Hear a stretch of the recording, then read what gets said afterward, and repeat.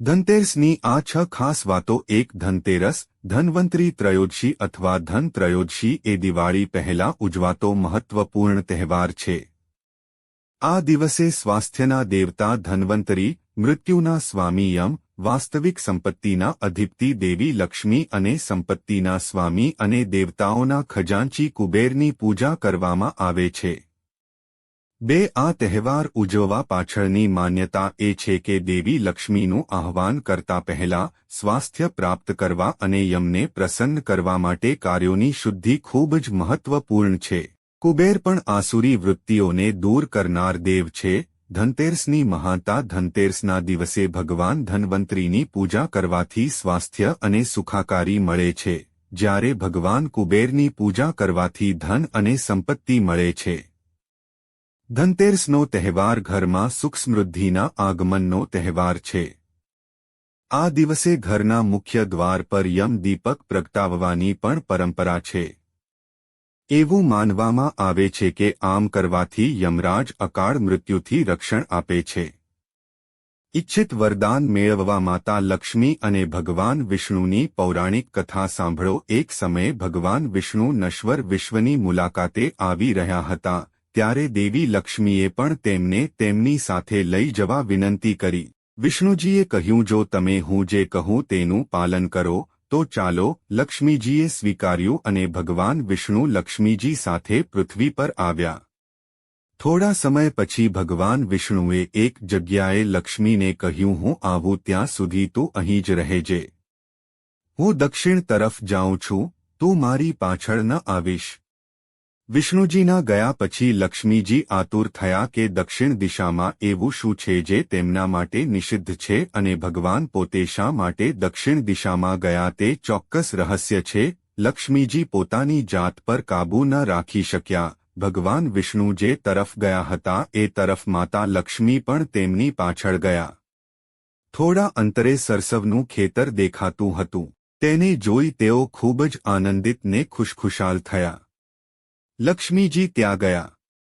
તેઓ સરસવની સુંદરતાથી મંત્રમુગ્ધ થઈ ગયા અને તેના ફૂલો ઉપાડીને પોતાની જાતને શણગારી અને આગળ વધ્યા. આગળ શેરડીનું ખેતર હતું. લક્ષ્મીજીએ 4 શેરડી લીધી અને તેનો રસ ચૂસવા લાગ્યા. તે જ ક્ષણે વિષ્ણુજી આવ્યા અને આ જોઈને તેઓ લક્ષ્મીજી પર ગુસ્સે થઈ ગયા અને તેમને શ્રાપ આપ્યો, મેં તને અહીં આવવાની મનાઈ કરી હતી, પરંતુ તમે રાજી ન થયા અને ખેડૂત પાસેથી ચોરી કરવાનો ગુનો કર્યો. હવે તમે 12 વર્ષ સુધી તે ખેડૂતની સેવા કરો અને તેને સજા તરીકે સ્વીકારો. એમ કહીને ભગવાન એમને છોડીને ક્ષીરસાગરમાં ચાલ્યા ગયા. 1-2 વર્ષ પછી શ્રાપની અવધિ પૂર્ણ થઈ ત્યારે વિષ્ણુજી લક્ષ્મીજીને લેવા આવ્યા અને લક્ષ્મીજી વિદાય લેવા તૈયાર થયા. ત્યારે ખેડૂતે તેમને મોકલવાની ના પાડી. લક્ષ્મી પણ ખેડૂતની સંમતિ વિના ત્યાંથી જવા તૈયાર ન હતા. પછી વિષ્ણુજીએ કંઈક ચતુરાઈ કરી. જે દિવસે વિષ્ણુજી લક્ષ્મીને લેવા આવ્યા તે દિવસે વરુણીનો તહેવાર હતો. તેથી ભગવાને ખેડૂતોને વરુણી પર્વનું મહત્વ સમજાવતા કહ્યું કે તમે તમારા પરિવાર સાથે જઈને ગંગામાં સ્નાન કરો અને આ કૌંડીઓને પણ પાણીમાં છોડી દેજો. જ્યાં સુધી તમે પાછા ન ફરો ત્યાં સુધી હું લક્ષ્મીને નહીં લઈશ. લક્ષ્મીજીએ ગંગાને આપવા માટે ખેડૂતને 4 કૌંડીઓ આપી.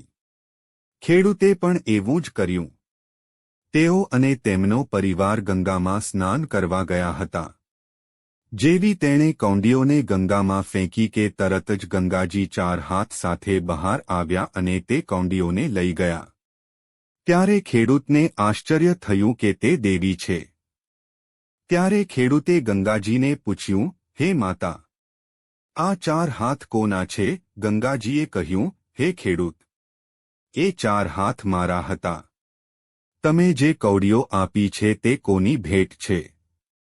લક્ષ્મી ખેડૂતના ઘરમાં રહેવા લાગી. તે ખેડૂત ઘણો ગરીબ હતો. લક્ષ્મીજીએ ખેડૂતની પત્નીને કહ્યું કે પહેલાં તું સ્નાન કરીને મારી બનાવેલી દેવી લક્ષ્મીની પૂજા કર, પછી રસોડું તૈયાર કર, જે માંગશો તે તને મળશે. ખેડૂતની પત્નીએ લક્ષ્મીના આદેશ મુજબ કર્યું. પૂજાની અસર અને લક્ષ્મીની કૃપાથી ખેડૂતનું ઘર બીજા જ દિવસથી અનાજ, ધન, રત્ન, સોનું વગેરેથી ભરાઈ ગયું અને લક્ષ્મીથી ઝગમગવા લાગ્યું. લક્ષ્મીએ ખેડૂતને ધન અને અનાજ આપ્યું. ખેડૂતના 12 વર્ષ ખૂબ જ આનંદ સાથે પસાર થયા.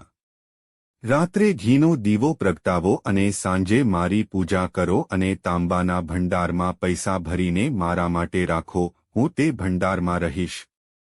પરંતુ પૂજા દરમિયાન હું તમને જોઈ શકીશ નહીં. આ દિવસે પૂજા કરવાથી હું આખું વર્ષ તમારું ઘર હોડીશ નહીં. જો તમે મને રાખવા માંગો છો તો દર વર્ષે આ રીતે મારી પૂજા કરો. એમ કહીને તેઓ દીવાઓના પ્રકાશ સાથે 10 દિશાઓમાં પ્રસરી ગયા અને ભગવાન જોતા જ રહ્યા. બીજા દિવસે ખેડૂતે કથા પ્રમાણે દેવી લક્ષ્મીની પૂજા કરી. તેનું ઘર સંપત્તિથી ભરેલું હતું. તેવી જ રીતે તેમણે દર વર્ષે તેરસ પર દેવી લક્ષ્મીની પૂજા કરવાનું શરૂ કર્યું. ત્યારબાદ ધનતેરસે લક્ષ્મી પૂજાની પરંપરા શરૂ થઈ. ખેડૂતે કહ્યું, મારા ઘરે આવેલી મહિલાએ આપી છે. આના પર ગંગાજીએ કહ્યું કે તમારા ઘરે જે સ્ત્રી આવી છે તે વ્યક્તિમાં લક્ષ્મી છે અને પુરુષ ભગવાન વિષ્ણુ છે. તમે લક્ષ્મીને જવા દેશો નહીં, નહીં તો તમે ફરીથી ગરીબ થઈ જશો. આ સાંભળીને ખેડૂત ઘરે પાછો ફર્યો. ભગવાન લક્ષ્મી અને વિષ્ણુ ત્યાં જવા માટે તૈયાર બેઠા હતા. ખેડૂતે લક્ષ્મીજીનો છેડો પકડીને કહ્યું કે હું તને જવા નહીં દઉં. પછી ભગવાને ખેડૂતને પૂછ્યું કે તેમને કોણ રોકી શકે? તેઓ ચંચળ છે. તેઓ ક્યાંય અટકતા નથી. મોટા લોકો પણ તેમને રોકી શક્યા નથી. મારો શ્રાપ તેના પર હતો, એટલે 12 વર્ષથી તમારી સેવા કરી રહી હતી. તમારી સેવાના 12 વર્ષ પૂર્ણ થયા છે. ખેડૂતે જીદ કરીને કહ્યું કે ના, હવે હું લક્ષ્મીજીને જવા નહીં દઉં. તમે અહીંથી કોઈ બીજી સ્ત્રીને લઈ જાઓ. ત્યારે લક્ષ્મીજીએ કહ્યું કે હે ખેડૂત, જો તમારે મને રોકવી હોય તો હું જે કહું તે કરો. આવતીકાલે તેરસ છે, હું તમારા માટે ધનતેરસ ઉજવીશ. તમે કાલે લીંપણ કરીને ઘર સાફ કરો.